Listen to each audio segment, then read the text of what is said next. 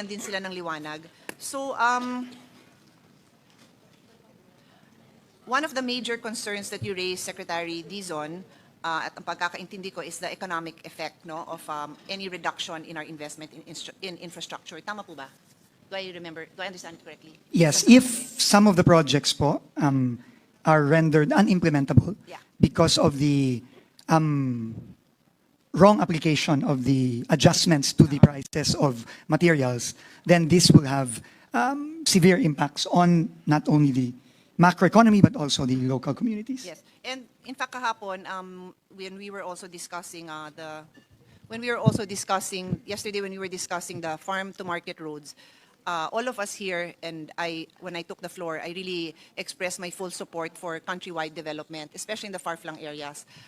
Sabi ko nga, nakakarating ako doon, ano ba? Yeah, thank you. Sabi ko, yung ibang lugar doon na nakarating na ako by bike or hiking kasi nga wala talagang kalye, no?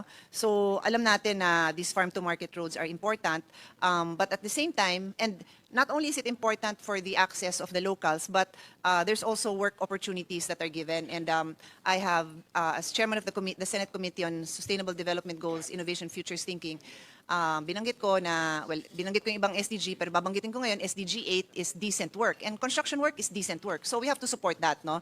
Yung trabaho para sa mga kababayan natin. I don't know because I tried to look it up on my own and I couldn't find an answer to this question. So I will ask you, Mr. Secretary, can you give me a ratio of construction workers to the price of a construction project? And I know the answer to that will vary on the project. Mas komplikado siguro yung bridge na tumatawid sa dagat compared sa kalye. So if that's technical, I'll just give examples and then you can just correct me with the actual numbers, no? So I can continue speaking.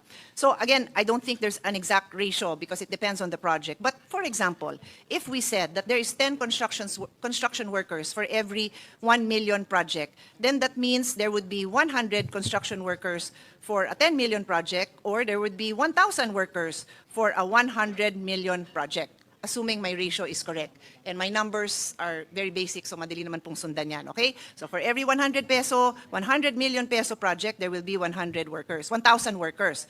So nung nagkaroon po tayo ng ghost projects na worth 100 million pesos, pwede kong i-argue na 1,000 construction workers ang nawalan ng trabaho dahil nga may ghost project. So let the record show that the Secretary answered yes kasi hindi naka-on yung mic. Yes. Tama po. Tama. So during the ghost project era, for every 100 million pesos, and again, this is just an estimate, I'm saying 1,000 construction workers, hindi na nga nakapagtrabaho, ninakawan pa sila ng sweldo. Diba? I mean, how bad is that? So that is the situation we have. And Mr. Secretary, how many ghost projects have you confirmed and how many do you suspect are still out there? Whatever numbers you have that you can share with us. Right now, Mr. Chairman, Madam Senator, our numbers are still, for flood control, our validation is still ongoing. But for Bulacan alone, we have already discovered roughly about 15 ghost projects in Bulacan alone. Are these the ghost projects that were roughly close to 100 million, like a little bit less, around that price? Or? Most of them are within that range, between 100 to 140. So using my guesstimate of 1,000 workers for every 100 million peso project times 15, that's 15,000 workers that never got a job and ninakaw pa yung sweldo nila. That is correct. Okay, so that is our situation that you discovered. Kumbaga, na-discover mo na yan, wala ka namang kinalaman dyan, na-discover mo at marami pa sigurong iba dahil we know that you are investigating other regions, di ba? May mga narinig na rin tayong mga ibang probinsya. So we know that for a fact that is ongoing. So, this is the next point I'm going to bring up. So, when we in the Senate, and for that matter, I'm sure our colleagues in the House did the same, review the budget of DPWH, and the amount is 600 plus billion, no? 670 billion, is that correct? That is the amount that I recall.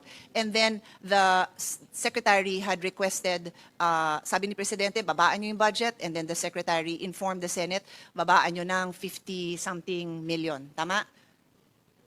53? Tama ba, Mr. Chairman? Yung paano yung binawas natin? 53 billion. Parang 53 sa magic number. Yun din yung sa PhilHealth na NEP na kulang tayo ng 16 billion. Just to say, okay, kung mga numerologists dyan, 53. Okay, 53 billion yung, ha? Natandaan ko lang. 53 million yung natanggal sa Senate version. And that was based on the recommendation that the DPWH gave us, correct? Sorry, no. Let me clarify. In the committee hearings, I was asked a question, Madam Senator. If the DPWH cannot bring down the price of materials, will you agree to a 25% across the board cut? And my answer during that hearing was yes. However, we were able, based on the directive of the President, to reduce the prices of materials as far as cement, steel, But etc. that's later. That's Okay. later, So yes. let me just go chronological So order. the 53 billion, I just need to correct it, Madam Senator, did not come from DPWH. Okay. But the Senate used the input that the Secretary provided and came up with the 53 billion. So sa Senado na yan, no? We came up with that number. Yes, which I tried to clarify in today's, Correct. in the presentation today. Thank you very much. Pero I also listened to the interventions of my colleagues. So I won't go into that detail. Basta 53 billion based on the understanding of the Senate on the instructions given and our desire to reduce the cost because there were a lot of overpricing as far as we understood it to be, also based on the President's directive and His Honor's explanation to us. So having said that, may 53 billion tayo ngayong binawas. And the argument before us now, as you are presenting it, is pag ito yung na-adapt, that the DPWH is less 53 billion, baka may mga projects na hindi matapos ng maayos. And that is the first statement you made when I took the floor, na yun yung concern nyo na ma-affect yung economic development natin because there may be some project, maybe not all, but there may be some projects na dahil sa smaller budget na binigay, hindi matapos. Tama ho yun, di ba? Tama Yung po. pagkasabi niyo. Okay. Pero Mr. President, Mr. Chairman, yung work ko personally as Vice Chairman of the Committee on Finance for the past 7 years only touches on constructions to the extent that I chaired the Committee on Education, and so I'm very familiar with the failure of DPWH to build enough classrooms. Very, very familiar. I can present to you for the last 7 years what I'm presenting every year na from the start of the President's presidency, kung ganito kalaki yung pinasok sana na pondo within the President's term in 6 years, wala na tayong classroom wala na tayong classroom deficiency, but of course no one listened to my suggestions. So I'm familiar with that. I'm also familiar with the construction of state universities and colleges. Congressman Rufus, I'm a big supporter of our state university, USTP in Cagayan de Oro, and many others all over. 6 years kong hinawakan yun at kaya ko lang hindi hawak ngayon dahil kinuha sa akin ng chairman. I will always say that because he does a great job. Magkasundo naman kami dito, but that's the reason why I'm not handling it now. So, may konting alam naman ako kahit na from the eyes lang of a lawyer who's handling the budget. And so, let's just say kinapush yung projects. I don't know, maybe His Honor said there are 10,000 projects. Maybe let's say kinapush ang 10% nun or 5% nun, whatever that number is. Di ba may phase 2 naman? Pwede naman ituloy? I mean, ikamamatay ba natin? Because the people will still be employed. They will still, bibilin pa rin yung bakal na mas mamura yung presyo, bibilin pa rin yung semento na mas totoo na yung presyo, i-hired pa rin naman yung construction worker. Ay, kaya lang yung nabigay kasi nyo sa Senado, ang kukulit nyo kasi, gusto nyo mag-ingat, ang binigay nyo medyo kapos, di ituloy sa susunod na taon, ikamamatay ba natin yun? Perishable ba yun? Yun lang naman ang tanong ko because I have encountered this issue so many times because pag humingi ako ng budget para dun sa construction ng State University dormitories, by the way, that is my passion sa mga colleagues, sa mga lugar nyo, sabihin nyo sa akin kung meron tayong matutulungan dyan sa susunod. It's my passion. Pag kinulang, di next phase 2. Pag kinulang, di may phase 3. So, yun lang naman yung sa akin. And after I get an answer from the Secretary, I'll tell you why I'm exploring this option because of the next point I'm going to make. Just to, I think, simplify the answer to this question, Mr. Chairman, Madam Senator. I think the concern is, kapag po, halimbawa, no, yung proyektong pinakita natin kanina sa Region 4B, that was in Romblon, no, by the way, kung ganun po kalaki yung cut doon, no, 68 versus I think yung tama dapat na cut na 37% instead of 68, so kalahati, wala pong magbibid doon sa proyektong yun. Wala magbibid. Kasi po, hindi po kaya, no? So, ang pwede pong gawin ng DPWH doon is igsian yung, imomodify po yung proyekto, Ibig sabihin, kung yan 10 kilometro dapat, pwedeng gawin ng DPWH, iigsian, no, yung proyekto, para lang maging implementable. Pero, yan po, ginagawa po yan, no? It's called modification, no?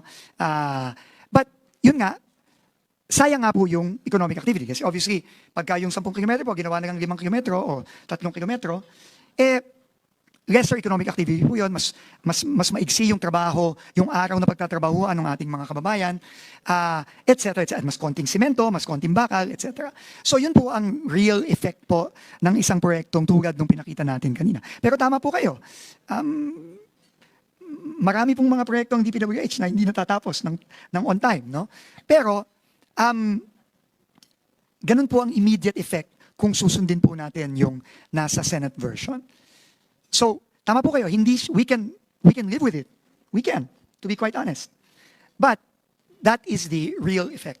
If a project is reduced from 41 million to 13 million, when the real price based on the new prices is a project of 30 million, then there will be an effect on the project itself.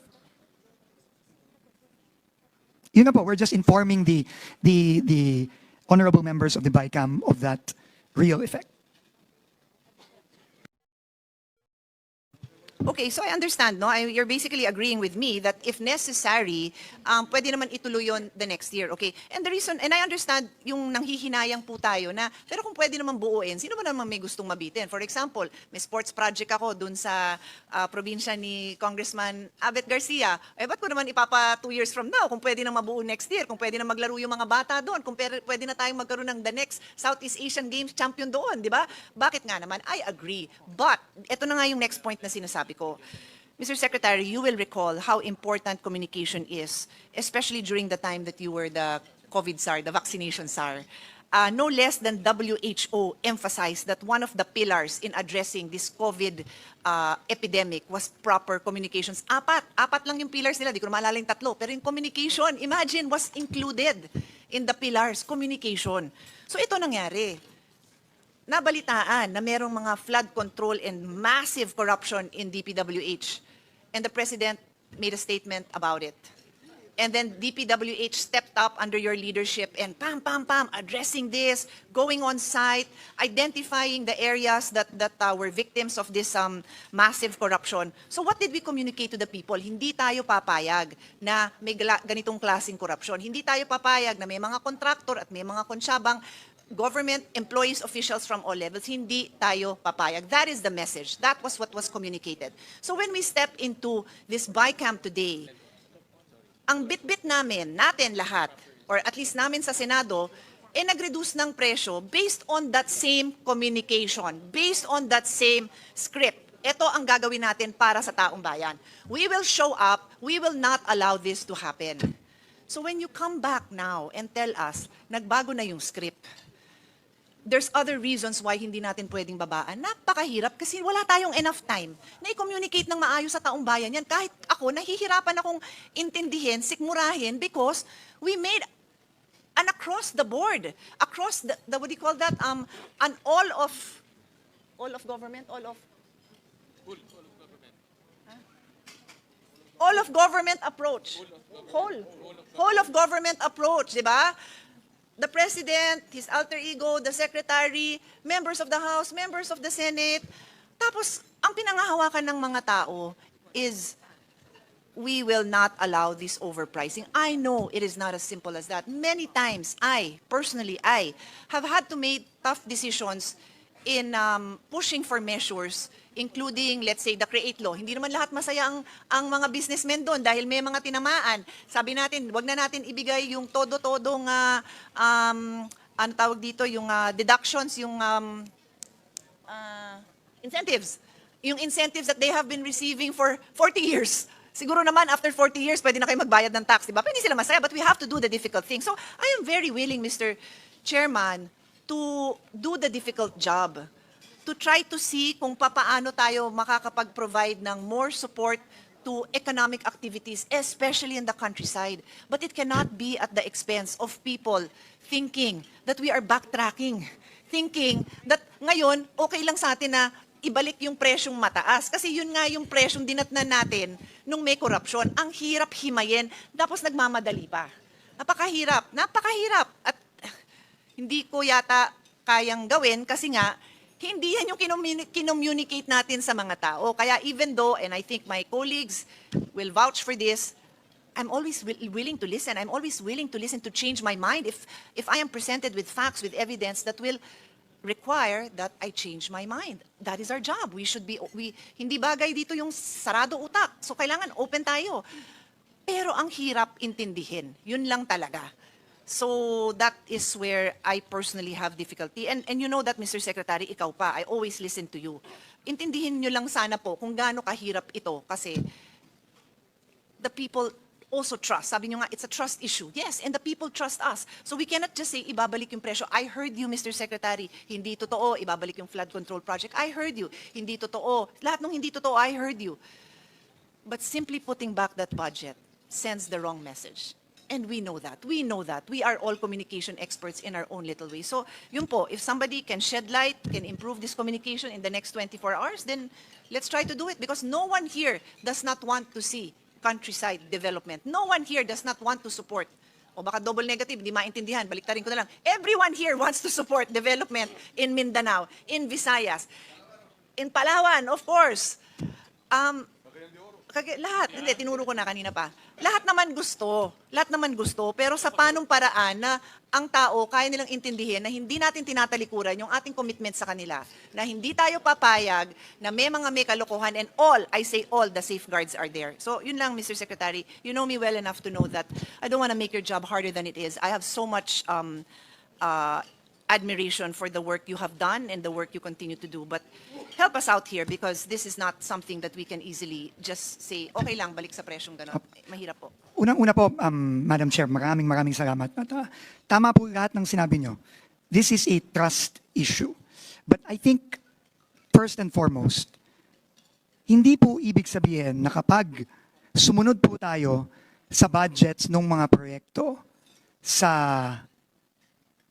HGAB, ibig sabihin, ibinabalik natin ang overprice. Yun po, I think, ang paulit-ulit ko na rin pong sinasabi. Bakit po? Dahil binabana po ng DPWH, dahil sa direktiba ng Pangulo, ang presyo ng mga materyales. Binabana po. Ang question na lang po dito is, paano po i-a-apply yung pagbaba ng presyo sa bawat isa sa mahigit 10,000 proyekto na naibaba sa Senate version. Yun lang po yun. No? Pagka po sinunod natin yung reductions base sa Senate version, meron po tayong makikitang mga proyekto tulad ng mga ipinresenta namin kanina na posibleng hindi may implement in full. Tama din po kayo. Pwede namang ituloy yon next year. Tama po kayo doon. Pero ang hinihiling po namin sa Senado at sa bicameral is payagan po ang DPWH na magbaba nung mga presyong yon. Dahil po, meron yung mga taga-DPWH po ang nakakaalam kung paano gagawin. Ngayon po, alam ko po na merong hindi pagtitiwala. Aaminin ko, kahit po ako, hindi nagtitiwala. Kaya po nagpalabas po ako ng department order nitong nakaraang linggo lang para siguraduhin na talagang ibababa ang presyo sa bawat proyekto ng bawat regional director at district engineer. Yun po ang pinresinta ko ngayon. Kaya po ako nagpapasalamat sa imbitasyon ni Chairman Win at ni Chairperson Mika. Pero uulitin ko din po, ito po ay hiling lamang at ultimately po, ang desisyon ay nasa Kongreso. Hindi po ako nakikipag-debate. Pinepresenta ko lang po ang nakikita ko ngayon bilang DPWH Secretary. At yun po ang aking pinipresenta kung ano po ang desisyon ng Kongreso, ng Bicameral Conference Committee. Yun po ay susundin natin kung ano man po yun. Maraming salamat po. Just one question lang, Sec. Sabi nyo na baba na yung presyo.